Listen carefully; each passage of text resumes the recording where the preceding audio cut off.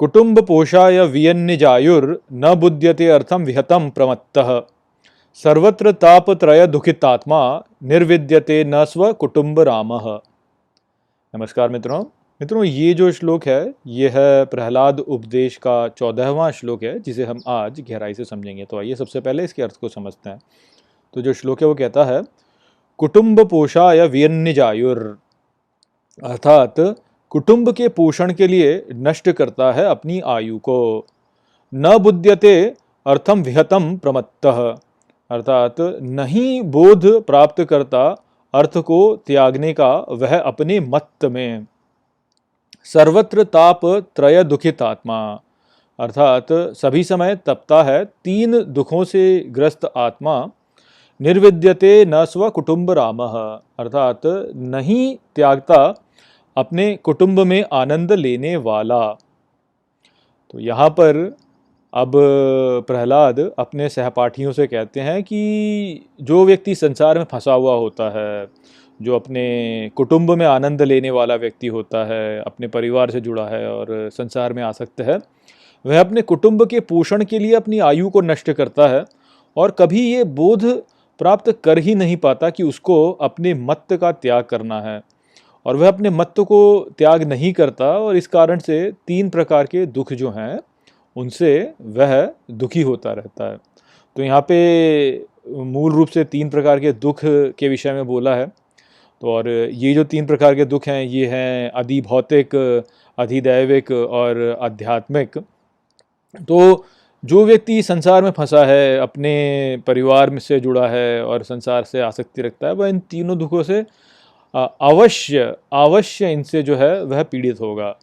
तो ये जो दुख हैं ये क्या हैं, चलिए इनको भी समझ लेते हैं। तो जैसे अधिभौतिक दुख क्या है, अधिदैविक दुख क्या है, इनको समझ लेते हैं ताकि हम समझ पाएँ कि कैसे जो है हम अपने परिवार से आसक्ति करके, संसार से आसक्ति करके इन दुखों से ग्रस्त होते हैं।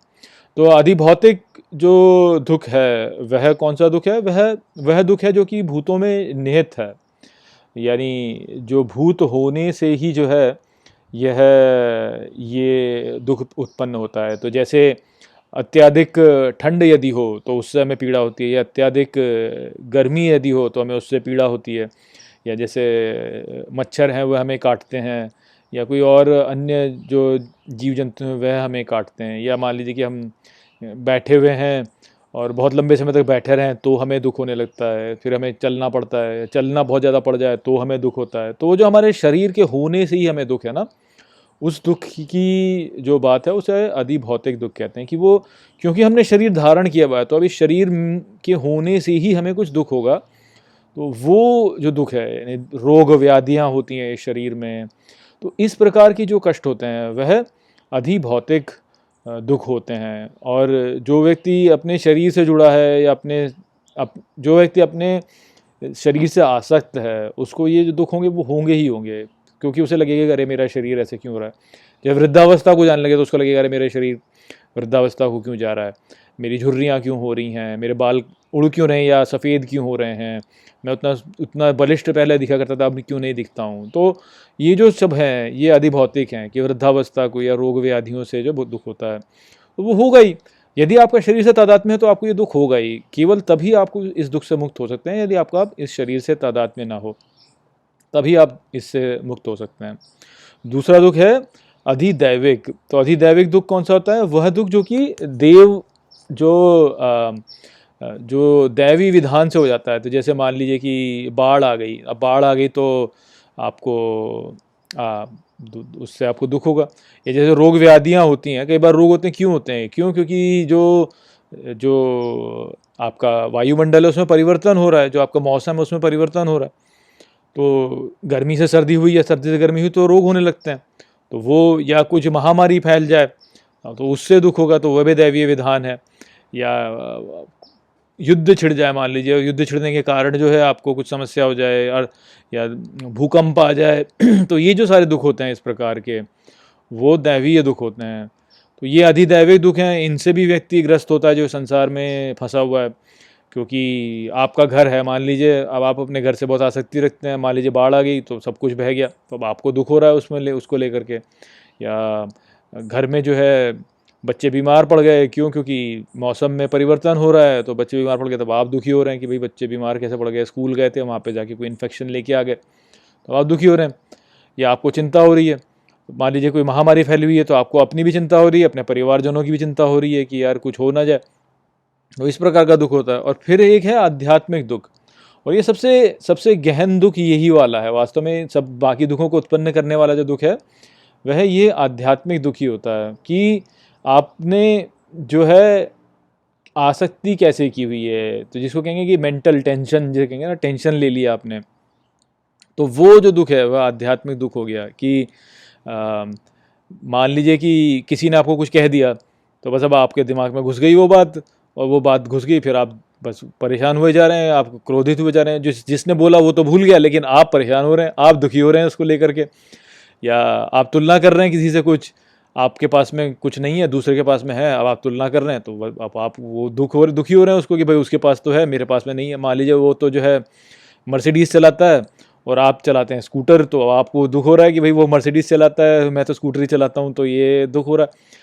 तो ये आध्यात्मिक दुख है कि आपने स्वयं ही जो है अपने लिए दुख खड़ा कर लिया। वास्तव में तो कुछ है नहीं, किंतु आपने खड़ा कर लिया दुख अपने लिए, बस वैसे ही पकड़ के ले लिया आपने दुख।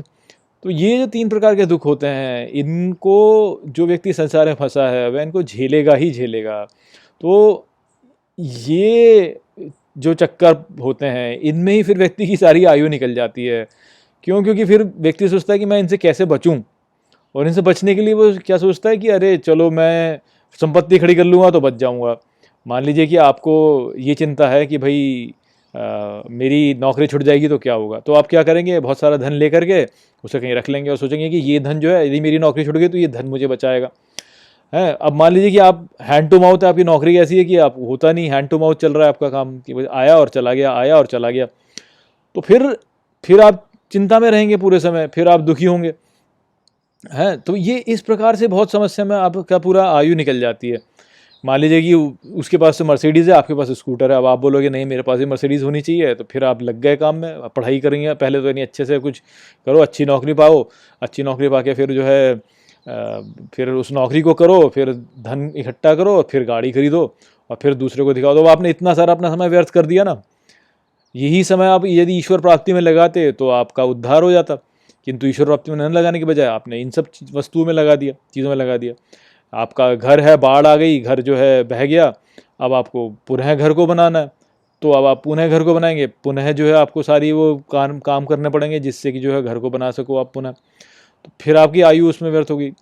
तो ये चक्कर जो है वो चलता रहता है। अब इसका अर्थ ये नहीं है, मान लीजिए आपका घर नष्ट हो जाता है, तो इसका अर्थ ये नहीं है कि आपको घर पुनः नहीं बनाना है, वो बात ठीक है कि बनाना है, किंतु यदि आप ईश्वर प्राप्ति में लगेंगे, ईश्वर की ओर लगेंगे, तो ईश्वर की कृपा ऐसी रहेगी आपके पास कि वो आपको योगक्षेम प्रदान करेंगे, आपकी रक्षा करेंगे, आपका ठेका ले लेंगे वो फिर आपकी रक्षा करेंगे। तो फिर इस प्रकार की चिंताएं आपके लिए कम होती चली जाएंगी, स्वतः कम होती चली जाएंगी। वास्तव में व्यक्ति का ईश्वर पर विश्वास नहीं है, इसलिए सोचता है कि मैं अपने उससे करूं, अपने बल पे करूं। जैसे नारद भक्ति सूत्र में हमने क्या सीखा, वहाँ पे हमने यही देखा ना कि वो बोलते हैं कि अन्य के आश्रय में नहीं जाओ, केवल ईश्वर के आश्रय में जाओ, तो वो भक्ति है। यदि वो करोगे तो ईश्वर आपकी रक्षा स्वयं करेंगे। पर हमारा ईश्वर पर विश्वास ही नहीं है, हमें लगता है कि नहीं हमें करना होगा, हमें रक्षा करनी होगी खुद से, ईश्वर तो है ही नहीं और हमें करना होगा। इस कारण से जो है हम इन सब चक्करों में पड़ते हैं और अपनी आयु व्यर्थ करते हैं। यदि हमारा ईश्वर पर पूर्ण विश्वास हो और हम ईश्वर की शरणागति ले लें, तो फिर ईश्वर ही जो है सारा बेड़ा पार कर देंगे। फिर हम उन चक्करों में पड़ना ही नहीं पड़ेगा। तो वो हम नहीं समझ पाते हैं। तो यहाँ पे जब प्रहलाद कह रहे हैं कि व्यक्ति अपने आयु व्यर्थ करता है इन कुटुंब के पोषण में, तो इसलिए कह रहे हैं कि क्योंकि व्यक्ति का ईश्वर में विश्वास नहीं होता, इसलिए वह सोचता है कि मुझे पोषण करना है कुटुंब का। अरे तुम्हारी क्या औकात है, ईश्वर जो है संपूर्ण जगत को चला रहा है, तो क्या वो कुटुंब को नहीं चला सकता? चला सकता है, वो कुटुंब को भी चला सकता है, किंतु आपका विश्वास ही नहीं है ईश्वर पे, आप सोचते हैं कि मेरे से होगा। तो इस कारण से सारी समस्या उत्पन्न होती है। ये बात हम समझ नहीं पाते। हमको लगता है कि हमें करना होगा, जबकि वास्तव में हमें कुछ नहीं करना है। हमें केवल ईश्वर से प्रेम करना है, ईश्वर की भक्ति करनी है, बाकी सारा बेड़ा ईश्वर पार कर देंगे, वो ही सब चला देंगे, काम पूरा कर देंगे। पर हम वो करते नहीं, इस कारण से हमें करना पड़ता है सब कुछ, और जब हमें करना पड़ता है तो हमारी सारी आयु व्यर्थ होती है उसमें, फिर ये सारे दुख आते हैं। तो ये बात यदि व्यक्ति समझ ले तो उसका बेड़ा पार हो जाएगा, किंतु समझ नहीं पाता। तो वो ही बात यहाँ पे प्रहलाद बता रहे थे। आशा करता हूँ कि मैंने इस श्लोक को आपको अच्छे से समझा दिया होगा। चलिए इसी के साथ इस वीडियो को यहीं पे समाप्त करते हैं। नमस्ते।